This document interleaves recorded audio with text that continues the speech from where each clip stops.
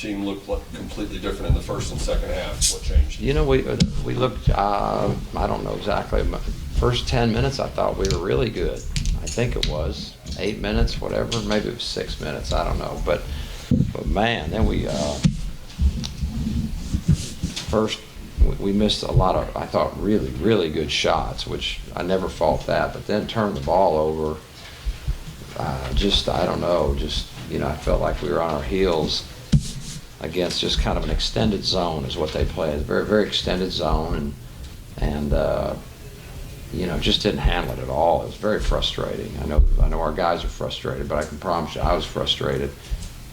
So to me, the turnovers were the whole story of the first half. We lost any momentum, all the momentum that we had gained early, and gave them, whenever you play someone on your court, you give them hope, they're going to hang around, and we gave them a lot of hope in the first half because I think we had 12 turnovers at halftime. That was the story.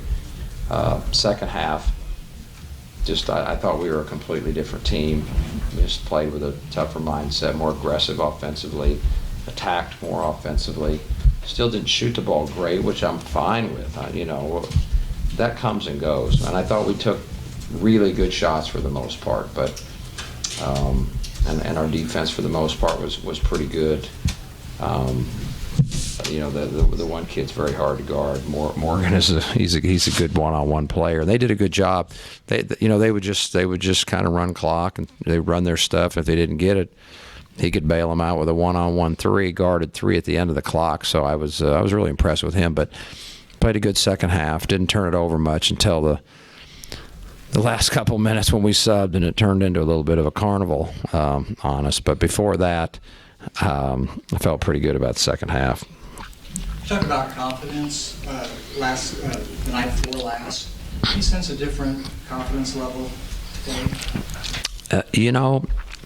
I think it's funny how it comes and goes, and it's certainly it's nothing that you can hand off. It's nothing that you can sprinkle on people. A lot of times confidence comes from just recent success or long-term success. Some guys are just born with more than others, but I do think it is the magic potion. I think if you could say, okay, here are all the categories of an athlete. Let's start in order. I think I would pick confidence as the number one over anything. Over anything is someone that with tremendous self-confidence. And I'll tell you, I was around a guy for 5 years that had more than anyone I've ever known, and that was Nick Moore. I've never known a guy that it was beyond what I thought was human. I mean, you couldn't convince him otherwise that he was the best guy in the room. I don't care who's in the room, and the best guy in any game, he's the best one, and he's, by gosh, nobody's going to tell him otherwise. That you don't coach that, you don't give that, you just have that, and it can be fleeting.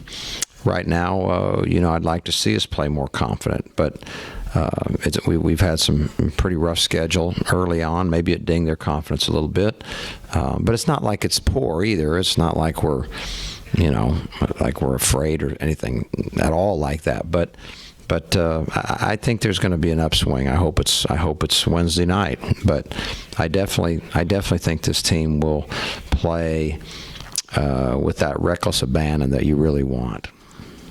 And is having young guys bringing them in pressure situations, is that part of the deal? Well, for sure. You're having guys. Oh yeah, if you really examine us, if you really get inside of this team, there's not a lot of minutes out there. There's not a lot of minutes played before in their lifetime. Even Shimmy, for gosh sake, everybody thinks Shimmy's a junior, but go look at Shimmy's minutes played in college. Shimmy's a very, very young player, very young, doing a great job. But he hasn't been through all those lessons, the ones that Ben and Sterling have been through. Benny Malagu didn't play last year. He's hurt he hasn't had those kind of minutes. Then, of course, we had our freshmen. So if you're talking about minutes played, we might have as few as, I don't know. I'm sure they do stats on that, and I don't look at stuff like that. But that's why I have to be patient. I have to try to be patient, and I will be patient because I know the truth of these guys. I know that it's not like we got all these guys back that are, have already been through a lot of the wars and learned the lessons, and Ben and Sterling have been through those, and those are the two guys that have played those kind of minutes. And other than that, we're a lot of guys that are kind of finding out. When you have a game like today or Friday night where it's perhaps closer than some people think it should, you've talked about the offense not being, firing on all cylinders. Do Ben and Sterling, how much of the leadership and coaching do they take on as opposed to leaving it to you and your staff? Well, I think they do a great job of, I think they have in both games, just taken upon themselves in their play. The players aren't really coaching, but I think your leadership is the way you play. I mean, and those guys, their toughness, their competitiveness, their courage that they've shown in a lot of different areas over their whole career. But this year, absolutely, they're completely taking that challenge, and I really appreciate them for it. Coach, they shot about 41% from three-point range today, some of which was no defender in sight. So what do you think about the three-point defense? Today was not good. Today it's not good. And, if you look at us for the year, I think we were 39% overall field goal percentage for the year, which is great. But our three-point percentage is not great. I think going into today it was 32, so obviously it's going to be a little bit higher, but it's 34 or so by the end of the day. And I don't like that. No, I know we made a couple mistakes, but there's also a few reasons that have to do with, that I don't want to get into, that have to do with, things we have to cover up.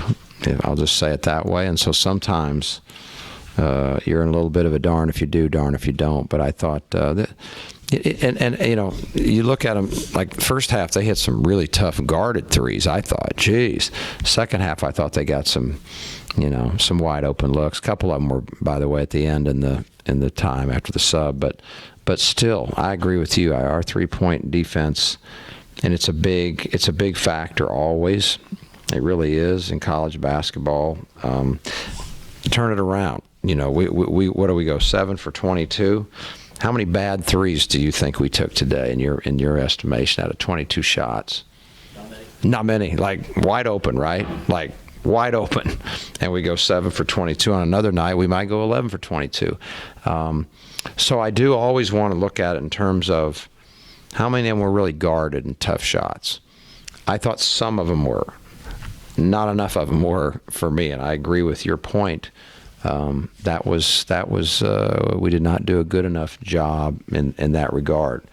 A couple nights ago, we really did. They had some other really good guards. A lot of these teams have really good guards, as you can tell.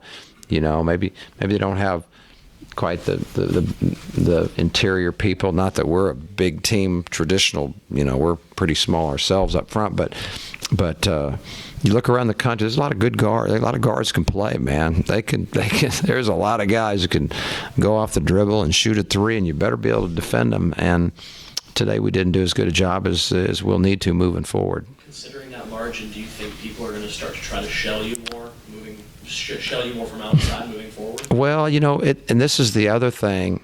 Every team has a makeup. Every team has, I'll tell you this way. The first thing I do is when I scout a game is I pick up the stat sheet of the other team, and I look and see how many three-point shooters do they have. How many three-point shooters are in the game at one time?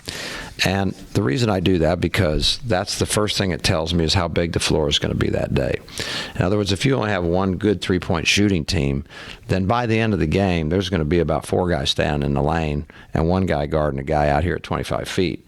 Pretty tough to run offense that way. So in this day and age, you better have some guys that can stretch a floor.